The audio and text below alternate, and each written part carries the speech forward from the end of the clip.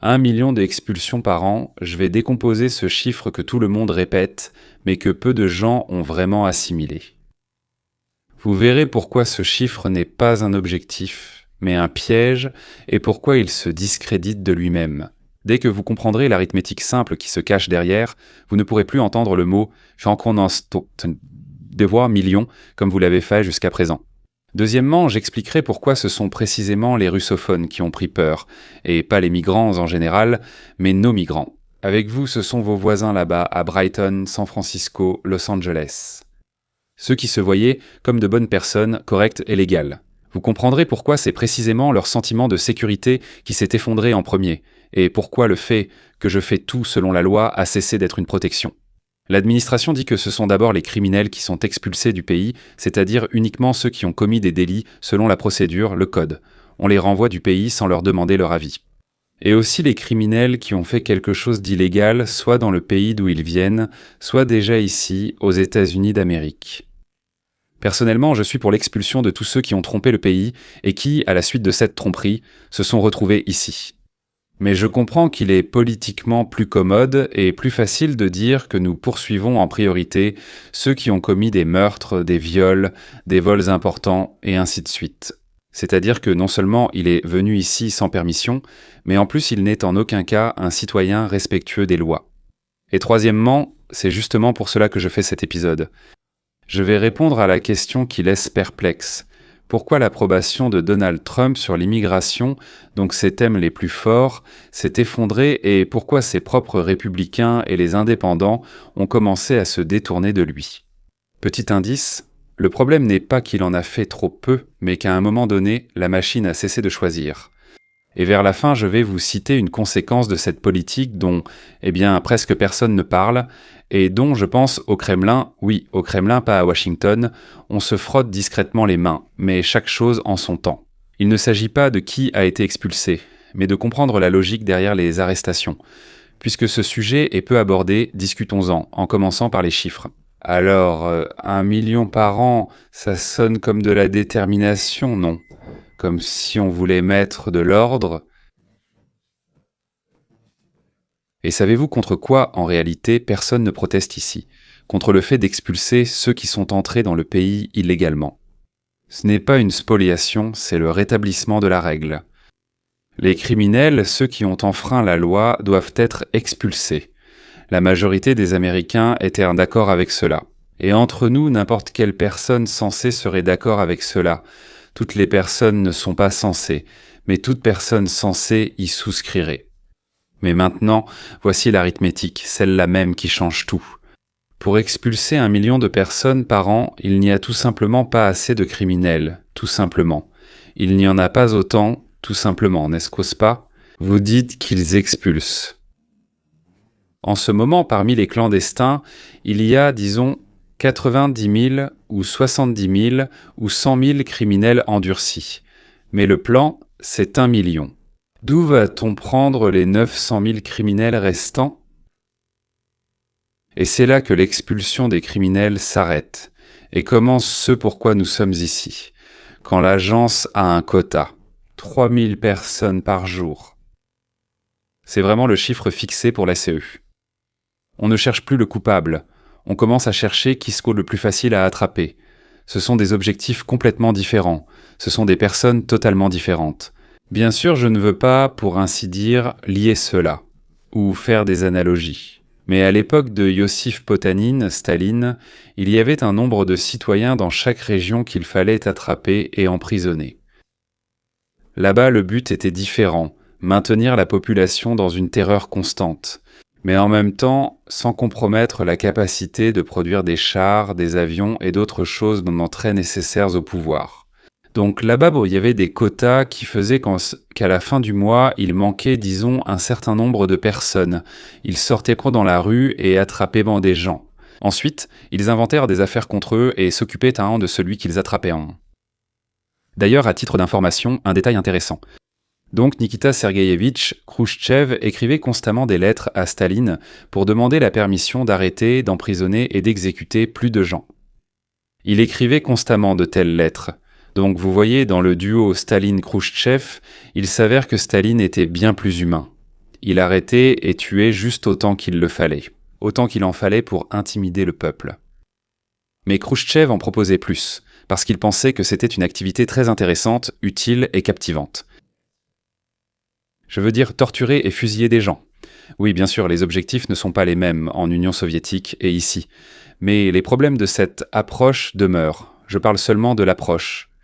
Si, disons, tu es le chef d'un certain département, oui, d'une entreprise ou quelque chose comme ça, et tu dois arrêter et expulser 1000 personnes d'ici la fin du trimestre. Alors le trimestre se termine et tu n'en as que 750. Qu'est-ce que tu fais ? Ça veut dire que tu envoies des gens, tu les mets en alerte, il y a une descente et on en arrête encore. 150. Tu en prends 250 de plus, 750 plus. 250, ça fait 1000. Au cas où, 252 pour en avoir quelques-uns en réserve. Parce qu'il le faut. C'est ça qui ne me plaît pas. Et vous savez ce qui se passe en réalité ? Et le coupable, enfin le criminel, il se cache. Il a de faux papiers. Il ne vient pas au rendez-vous. Il sait comment disparaître. Le retrouver coûte cher, c'est long. C'est pénible, mais celui qui est accessible, le voici. Il a dépassé la durée de son visa, mais il vit à l'adresse qu'il a lui-même indiquée. Il a demandé l'asile et il se rend à l'audience. Il s'est rendu à l'ICE pour son pointage régulier. Pas besoin de le rechercher. Il est venu, a signé le registre et est assis sur le banc. Si tu as un quota sur le nombre de personnes, pas sur la faute, qui choisis-tu ? Tu le prends, il est déjà là, assis dans le couloir. Pas besoin d'aller ailleurs. Il attend. C'est pourquoi les russophones ont d'abord eu peur, parce qu'ils se présentent. La plupart sont instruits et respectent généralement la loi, fuyant le non-droit. Et la vague là-bas, de 2022 à 2024, ce sont des centaines de milliers de personnes. Ayant fui Poutine, la guerre et la conscription. Ils entraient aux États-Unis par des voies légales. Parole différents programmes là-bas. CBP, ONE, demande d'asile déposée. Et puis ces corridors ont été fermés. Ils les ont fermés rétroactivement. Les personnes entrées selon les règles, annulées après coup, ont vu ces règles supprimées. Ils se sont soudain retrouvés dans la même catégorie que celle qu'on cible maintenant. Les chiffres ne mentent pas. Expulsion de Russes. En 2022, 58 personnes. Donc en 2023, 222. Un peu plus, oui. En 2024, 455. Et en 2026, le processus s'accélère techniquement. Le ministère a eu ses propres avions. Eh bien, pour ne pas dépendre des vols charters. Ce n'est plus une menace dans les airs, c'est un horaire de vol. Je vais maintenant dire quelque chose que j'ai gardé jusqu'ici. Ce qui se passe a un nom. Un nom ennuyeux. Un nom technique. Mais dès que vous le comprenez, vous cessez d'y voir une politique cruelle, et vous voyez quelque chose d'encore plus cruel. On appelle ça un mécanisme, froid comme une chaîne de montage. Et ce mécanisme explique non seulement pourquoi on attrape des gens honnêtes, il explique aussi pourquoi les propres électeurs de Donald Trump se sont détournés de lui. Ça ne vous a pas surpris ? Au début, ils étaient 80 ou 90% à soutenir sa politique. Et maintenant, même sur la politique migratoire, ce n'est plus le cas. Moins de 50%, je crois. 42 ou 43, ceux-là même qui, il y a un an, applaudissaient ENA. Ils ne sont pas devenus plus indulgents. Ils ont vu exactement ce que je vous raconte en ce moment. Et à la toute fin, ce même nom nous mènera à une conséquence dont, je pense, on se réjouit discrètement à Moscou. Revenons à cette idée dans une minute. Le nom est simple. Erreur de sélection. En anglais, selection effect. Ce n'est même pas vraiment une erreur, c'est plutôt l'influence de la sélection.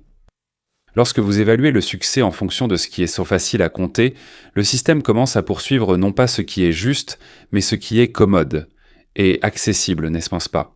La police, à qui l'on paie pour le nombre d'arrestations, attrape non pas le plus dangereux, mais le plus facile à attraper. À mon avis, c'est visible, non ? Une école à qui on demande une moyenne élevée, que fait-elle ? Elle commence à mieux enseigner ? Non, elle se débarrasse des élèves faibles. Il les enseigne. Donnez aux gens un chiffre, et ils vous donneront ce chiffre à n'importe quel prix. Et souvent au prix du sens. 1 million par an, c'est justement ce genre de chiffre. Il a été fixé pour montrer la détermination, la volonté politique. Mais elle a discrètement réécrit la tâche. Au lieu de « trouve le coupable », atteint le quota. Et la machine a docilement pris ce qui était plus facile à porter. Non pas un truand du milieu, juste un père de famille sur le parking de son travail. Pas un criminel avec un faux passeport, mais une personne qui, honnêtement, est venue à son rendez-vous, qui, excusez-moi, est arrivée en retard. Il est coupable, bien sûr, il est coupable, mais il n'est pas aussi coupable que celui qui... N'est-ce pas ? Pourquoi l'approbation s'est-elle effondrée ? C'est le plus intéressant. Regardez les chiffres. En mars, l'immigration était un sujet positif pour Trump, c'est comme ça qu'on l'appelait, non ? L'approbation, malgré une baisse, restait à plus 4 puis est passée à moins 8 en juin. L'approbation concernant l'émigration est tombée à 44. La désapprobation est montée à 52. Le soutien au programme de déportation lui-même était de 59 en février, 49 en été. Les déportations. La cote générale est d'environ 40 et surtout 61%. Les Américains disent beau que c'est précisément l'émigration qui détermine leur opinion sur le président. Et pourquoi cela a-t-il changé ? Parce que les Américains ont voté pour le scalpel. Eh bien, il s'agissait précisément de couper, pour ainsi dire, ce qu'il fallait. D'abord la criminalité, puis tout le reste. Mais ils ont obtenu un filet qui ramasse tout ce qui se trouve sur son passage. Même si, en soi, tout est correct, il faut expulser tous ceux qui sont venus ici illégalement. C'est juste, non ? Mais le système était conçu pour que d'abord nous expulsions, arrêtions, envoyions les pires. Et voilà que dans ce filet, des personnes ont commencé à tomber. Et bien sûr, l'autre partie, le second, a immédiatement fait retentir cela dans le monde entier. Des scènes qu'on ne peut pas regarder calmement. Des enfants laissés sans parents, des gens arrêtés dans des églises, dans des hôpitaux, après que la protection des lieux sensibles a été retirée. Avant, il était interdit d'apparaître là-bas, dans les tribunaux, dans les hôpitaux, dans d'autres endroits qui sont, pour ainsi dire, des centres, je ne sais pas, dans les églises. Les détenteurs de la carte verte, c'est-à-dire les résidents légaux, sont arrêtés sans raison. Tout se décide, comme toujours, indépendamment. Et lors des élections, je veux dire. Parmi eux, maintenant, 59% sont contre la déportation. C'est-à-dire que la cause républicaine la plus avantageuse, la plus importante, s'est avérée être erronée. Parce qu'ils ont mal organisé le plan. Les républicains sont pour, les démocrates sont contre. Et le centre, celui qui décide des élections, a basculé. Et ce n'est pas par pitié pour les clandestins qu'il a basculé, c'est à cause d'un simple instinct. Si aujourd'hui ils s'en prennent à ceux qui sont venus légalement, quelle garantie ai-je qu'ils ne viendront pas me chercher demain ? La peur n'est plus étrangère. Et la peur des autres ne fait pas bouger les sondages, c'est la sienne qui les fait bouger. Et c'est la conséquence annoncée dont on parle à peine. Qui exactement est expulsé par ce mouvement général, cette saisie générale, y compris des personnes qui ont fui Poutine ? Ceux qui ont refusé d'aller se battre dans sa guerre, ceux qui, en Russie, risquent la prison pour leurs paroles ou d'être envoyés au front pour leurs désaccords. Et quand la machine américaine les embarque à la chaîne dans un avion et les renvoie en arrière. À votre avis, à qui rend-elle service ? Un cadeau inattendu, mais agréable. Poutine a rêvé pendant des années de ramener ces gens sous son contrôle, les dissidents, les instruits, ceux qui ont fui. Lui-même n'a pas réussi à les attirer, mais un quota étranger sur les personnes le fera à sa place, gratuitement, par vol, selon un horaire.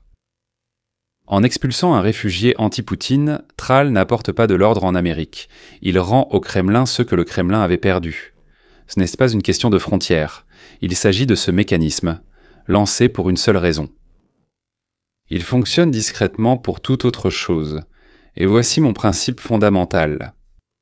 C'est pour cela que cette chaîne existe. Expulser ceux qui sont entrés illégalement. Eh bien, c'est normal, honnête. Tout est correct, n'est-ce pas ? Ce n'est pas du vol, donc vous vous êtes introduits ici. Nous ne vous avons pas invité dans notre maison. Nous n'en avons même pas discuté. Vous êtes juste entrés. Il n'y a pas de débat. Mais dès que l'État, en poursuivant des chiffres, commence à attraper des gens qui avaient des droits, des personnes honnêtes, parfois par erreur, résidents légaux, il franchit la ligne, il enlève la liberté. Chez celui à qui on ne peut pas l'enlever, on ne pouvait pas, Et peu importe si le but est noble, je soutiens totalement cet objectif. Nice. Si pour obtenir un beau chiffre, il faut prendre quelque chose à un réfugié innocent, sans faire de distinction. L'objectif est mauvais. Point. Mais je termine, alors finissons sans peur, d'accord ? J'achève avec espoir car la bonne nouvelle se cache dans ces sondages. Les Américains ont changé de cap. Ni un parti ni un tribunal, mais des gens ordinaires, guidés par leur instinct. Ils ont vu la différence entre l'ordre et l'arbitraire. Et ils ont dit non, non. Ça ne nous convient pas. Messieurs, tout en pensant qu'il faut expulser ces personnes. Cela ne leur convient pas. Ils ne veulent pas d'erreur. C'est ça la liberté, c'est ça la liberté. Qui fonctionne. Pas quand tout est que le correct d'en haut, mais quand en bas on remarque ce qui ne va pas. Aujourd'hui, vous avez précisément entraîné cette compétence. Maintenant, en entendant 1 million par an, vous poserez la question. Pas est-ce beaucoup ou peu, mais comment vont-ils faire cela ? Et qui exactement ? Et à quoi cela va-t-il mener ? Et qui pose cette question ? On ne pourra plus le piéger à l'aveugle dans le filet. Si cette analyse vous a été utile, mesdames et messieurs, un like, cela aide une telle voix à se faire entendre. Sur cette chaîne, chaque jour, je prends une actualité importante. Je vous montre ce qu'il y a derrière. Si vous vous intéressez à la façon dont fonctionnent les mécanismes, pas à ce qui s'est passé. Qui décide à notre place ? Qui décide à notre place ? Rendez-vous aussi sur la 2e chaîne. C'est Dorojnaia Kartak Svobodé. Là-bas, 2 fois par semaine, nous creusons. Je ne sais pas combien on pourra creuser là-bas, sans doute jusqu'à Dokorno. Pour ceux qui aiment réfléchir. Dans le prochain épisode, une grande question. Peut-on vraiment fixer à l'État un objectif en nombre de personnes ? Enfin, ou quelque chose comme ça. Et pourquoi n'importe quel chiffre finit tôt ou tard par attraper l'honnête à la place du coupable ? Le lien est sous la vidéo. Venez réfléchir ensemble. Venez réfléchir ensemble. À bientôt.